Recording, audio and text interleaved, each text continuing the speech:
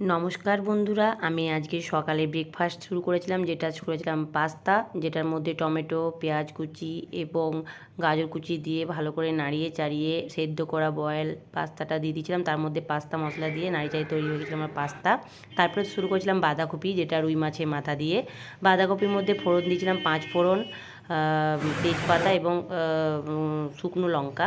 তার মধ্যে জিরে, ধনে, হলুদ, নুন, চিনি সব দিয়ে ভালো করে নাড়িয়ে চাড়িয়ে যখন জলটা একবারে ঝরে গেল তখন আমি তৈরি হয়ে গেল বাঁধাকপি। তার মধ্যে ঘি এবং মাছের মাথা দিয়ে আমি তৈরি করলাম। তারপরে ছিল রুই মাছ, যেটা হালকা ঝোল টমেটো আলু দিয়ে কাঁচা লঙ্কা কালো জিরে দিয়ে করেছিলাম।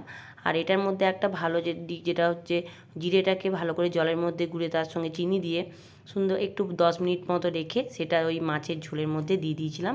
তৈরি হয়ে গেছিলো আমার মাছের ঝোল। তার মধ্যে নুন হলুদ দিয়ে নাড়িয়ে উপরে ধনেপাতা দিয়ে আমি সার্ভ করেছিলাম।